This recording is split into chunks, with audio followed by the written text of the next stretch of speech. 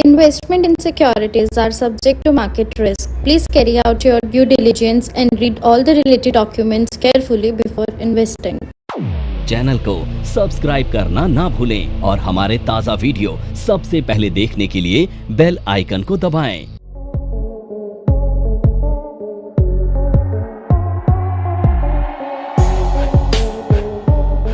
नमस्कार दोस्तों, जैसे कि हमने पिछले एपिसोड में आपसे डिस्कस किया था कि 19 लाख तक के इनकम को हम टैक्स एग्जम्प्टेड कर सकते हैं।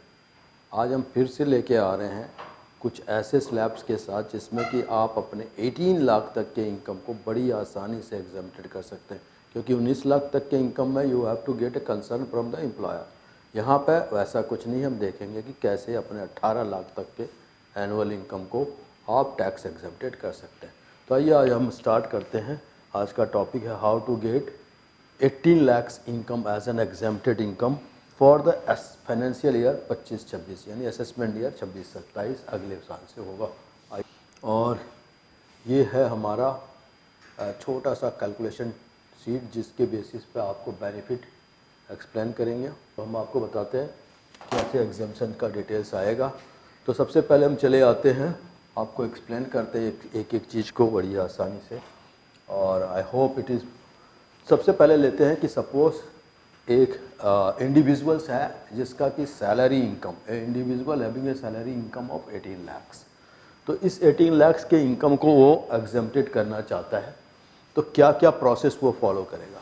तो सबसे पहले आपको पता है, अगर आपका इनकम 12 लाख तक है तो आपको, और अगर आपका सैलरी इनकम है 12 लाख सैलरी इनकम है, तो आपको ना 75,000 का स्टैंडर्ड डिडक्शंस मिलता है।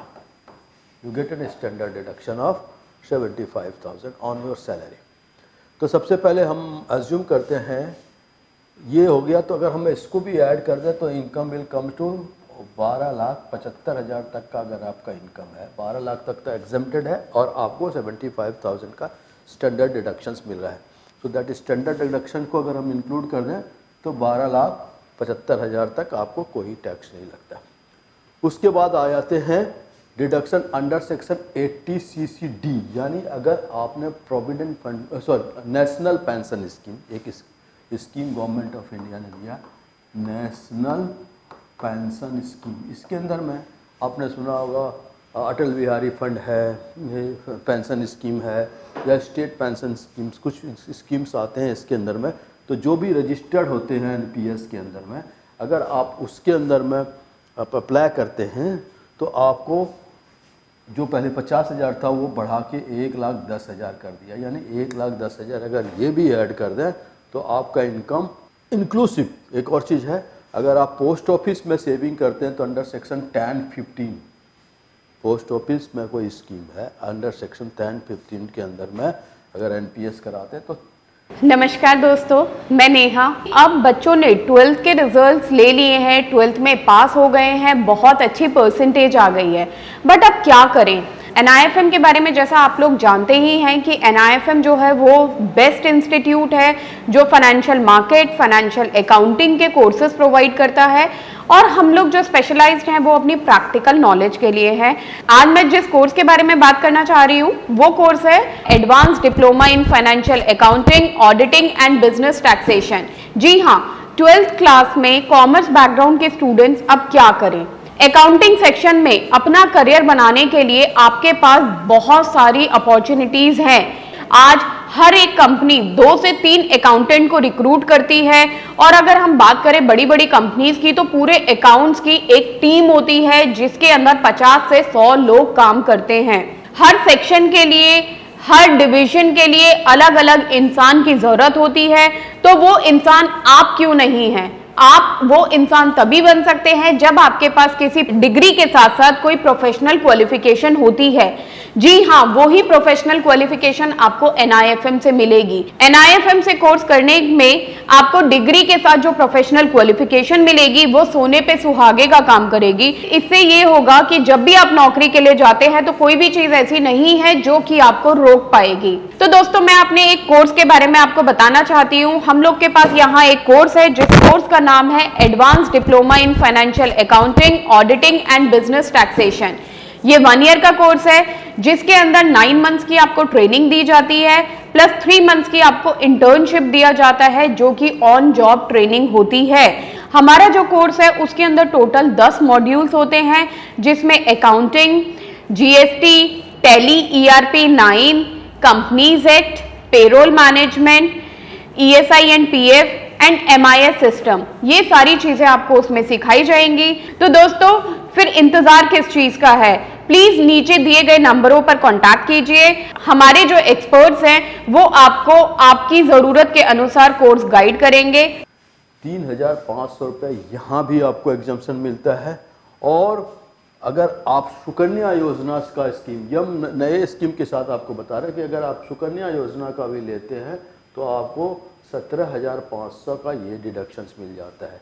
तो ऑल डिडक्शंस को अगर ले लें, यहाँ पे देखा 12,75,000 प्लस 1,10,000 प्लस हमने लिया 3,500 प्लस 7,500, इन सब को जोड़ दें तो इट विल बी अराउंड आपका, इसमें जोड़े तो ये आता है आपका 15,94,000 रुपीज़ तक का आपको एग्जम्पशंस मिल रहा है।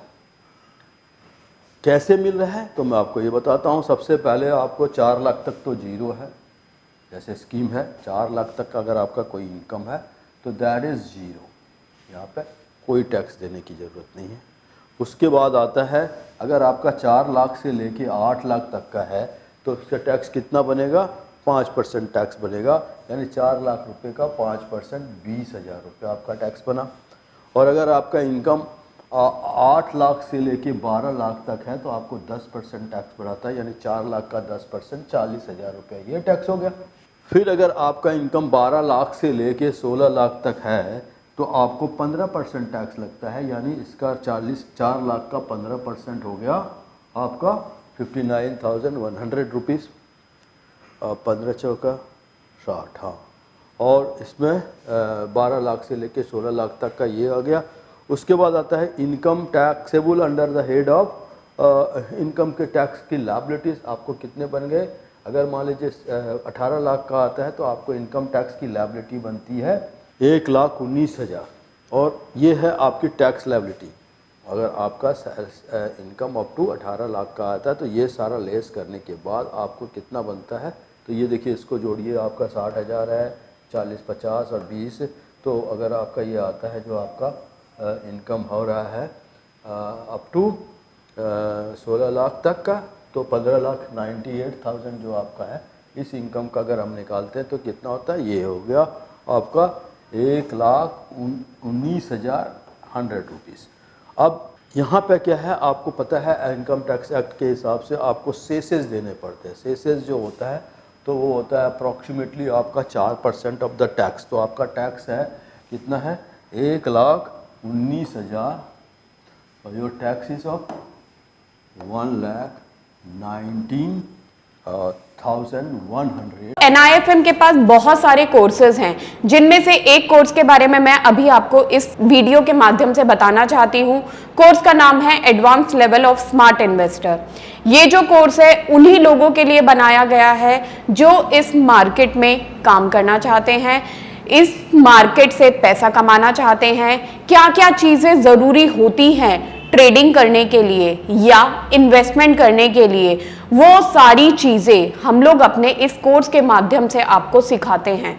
सबसे पहले इस मार्केट में एंटर करने से पहले हमें बेसिक चीज़ों की नॉलेज होना बहुत ज़रूरी है। जैसे कि हमें पता होना चाहिए इक्विटी मार्केट क्या है, हमें पता होना चाहिए फ्यूचर एंड ऑप्शन मार्केट क्या है, कमोडिटी मार्केट क्या है, करेंसी मार्केट क्या है, इंडियन मार्केट्स क्या होती हैं, बाहर की मार्केट्स क्या होती हैं, उनमें किस तरीके से काम होता है, कैसे काम होता है, कैसे चीज़ों को खरीदना है, कैसे बेचना है। दोस्तों इन सभी चीज़ों के लिए हमारा एक ऑल इन वन कोर्स है जिसका नाम है advance level of smart investor. Advance level of smart investor के अंदर हम लोग 70% प्रैक्टिकल ट्रेनिंग देते हैं। आप खुद चीजों को प्रैक्टिकली समझ सकें। NIFM की बहुत सारी ब्रांचेस हैं। हमारे जो ट्रेनर्स हैं वो मार्केट के एक्सपर्ट्स हैं, जिनके पास 15 से 20 साल का एक्सपीरियंस है। वो सारा का सारा एक्सपीरियंस आपको इस कोर्स के माध्यम से वो अपना शेयर करेंगे। और इसका अगर 4% सेसेस हम निकालें तो 4% सेसेस होता है 4,794 रुपीज़। ये आपका सेसेस हो गया इसका, ठीक है। तो अब अगर हम सेसेस को भी जोड़ दें तो आपका टैक्स बन जाता है 1,23,864। ये आपका टैक्स बना calculation as per the new slab.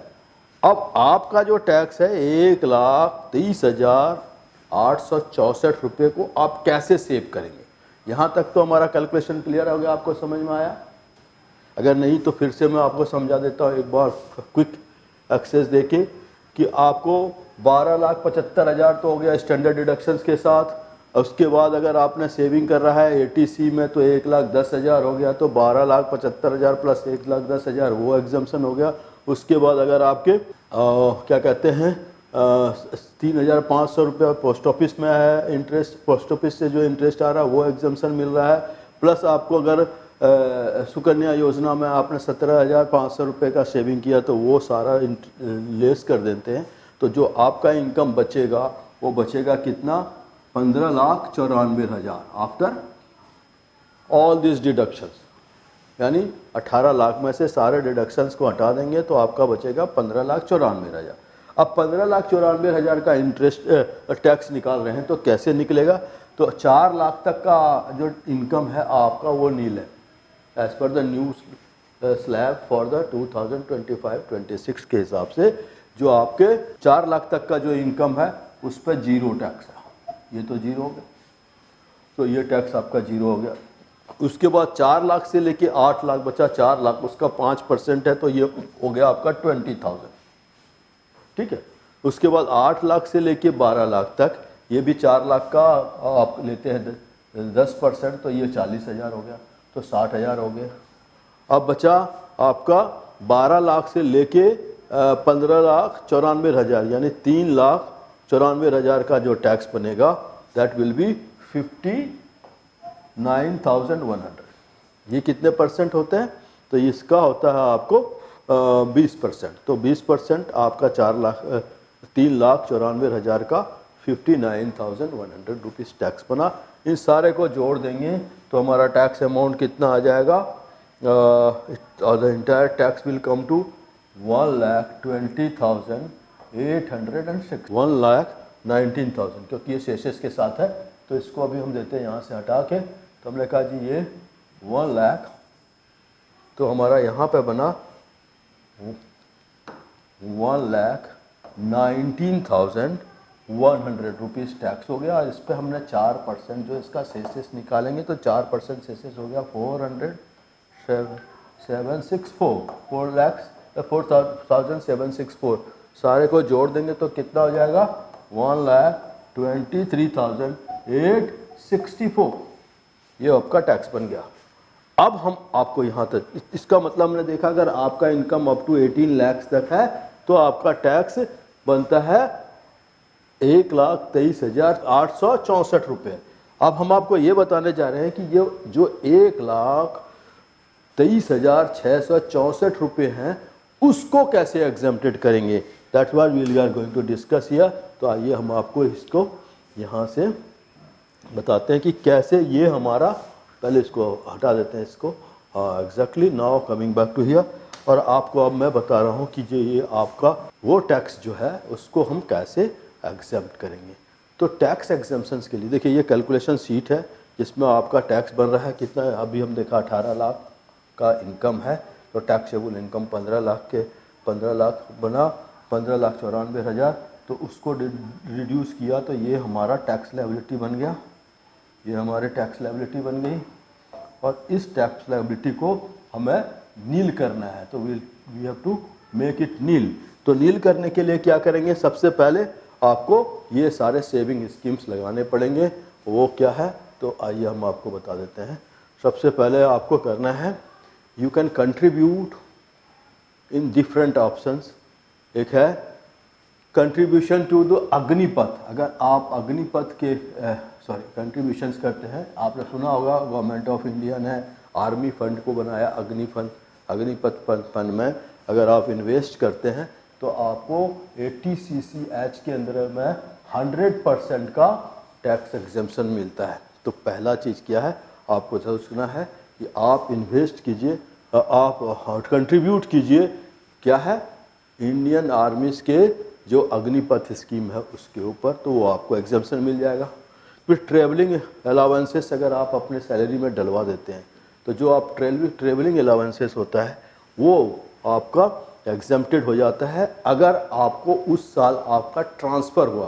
तो if you get a transfer from some one place to another place, तो जो आपके ट्रेवल अलाउंसेस हैं वो आपके एग्जेम्प्टेड हो जाएंगे। फिर आपको जो डेली अलाउंसेस मिलते हैं वो डेली अलाउंसेस मिलता है, ये स्पेशल अलाउंसेस पार्ट 1 कहलाता है एज़ पर द सैलरी। तो स्पेशल अलाउंसेस पार्ट 1 में जो भी मिलता है, अगर वो एक्चुअल बेसिस में आपका खर्च हो रहा है तो उसका आपको टैक्स नहीं भरना पड़ता।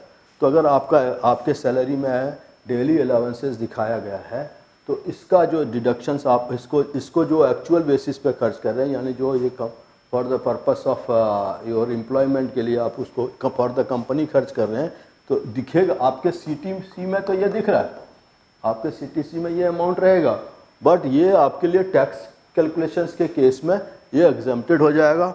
और दूसरा, अगर आपको कन्वेंस अलाउंसेस मिल रहा है, जो भी आपके कन्वेंस मिल रहा है, अगर वो सारा आप खर्च करते हैं ऑफिशियल पर्पस से, तो वो भी आपका एग्जेम्प्टेड हो जाएगा। तो इस तरह से अगर इस सारे एग्जेम्प्टेड को कर लेंगे तो आपका 1,23,964 रुपये जो है ये एग्जेम्प्ट हो जाएगा और आपका 18 लाख तक के इनकम को जीरो दिखेगा। तो इससे देख सकते हैं कि 18 लाख तक के इनकम को आप आराम से थोड़ा सा मैनिपुलेट करके उसको एग्जेम्प्ट कर सकते हैं। दोस्तों, यहाँ तक हम आपको समझा पाएगा तो हम एक और चीज़ आपको बताने जा रहे हैं कि अगर आपका ये क्वेश्चन होता है कि सर ये डिडक्शंस तो हमारे नए स्कीम में है नहीं, तो मैं आपको बता दूं नए स्कीम के अंदर में और भी बहुत सारे डिडक्शन हैं। Deduction available for the new scheme के हिसाब से आपको फैमिली पेंशन अगर है तो उसमें 25,000 तक का डिडक्शंस मिलेगा। अगर मान लीजिए एज्यूम करते हैं कि अगर आपका फैमिली पेंशन है 25,000 आपका फैमिली फंक्शन है तो उसका 1/3 25,000 का 1/3 आपको डिडक्शंस मिल जाता है। ओके, उसके बाद हम आते हैं, अगर आपका रेंट का इनकम हो रहा है तो इसमें 30% का स्ट्रेट अवे स्टैंडर्ड डिडक्शंस होता है रेंट इनकम पर। अगर आप रेंट दिखा रहे तो स्ट्रेट अवे आपको 30% का स्टैंडर्ड डिडक्शन मिलता है। और अगर आप ग्रेचुइटी का इनकम करते हैं अप टू सेक्शन 10 के अंदर में 25 लाख तक, पहले ये 10 लाख था, अब ये बढ़ा के 25 लाख कर दिया। अगर ग्रेचुइटी का इनकम आपका 25 लाख तक होता है तो ये भी आपका एग्जेम्प्टेड होता है। और अगर आप लीव इनकैशमेंट कराते हैं तो अंडर सेक्शन 10(10)AA के अंदर में आपको 25 लाख तक के लीव इनकैशमेंट भी एग्जेम्प्टेड होता है। और इस तरह से अगर आप डिफरेंट पॉलिसीज़ लेते हैं, LIC के पॉलिसी से आपका इनकम हो रहा है तो यहाँ 10(10)D के अंदर में भी आपको एग्जाम्पशन मिलता है। So all these exemptions will give U A mileage of calculating your 18 lakh income, converting them into zero. दोस्तों, आपको बड़ी पसंद आई होगी ये, और ये सारे स्कीम को अगर आप अच्छी तरह से मैनिपुलेट करें तो you can manage it. Hope मैं आपको और अच्छी चीज़ें आपके इनकम के बारे में अगले एपिसोड में बताता रहूँगा। Thanks for being it.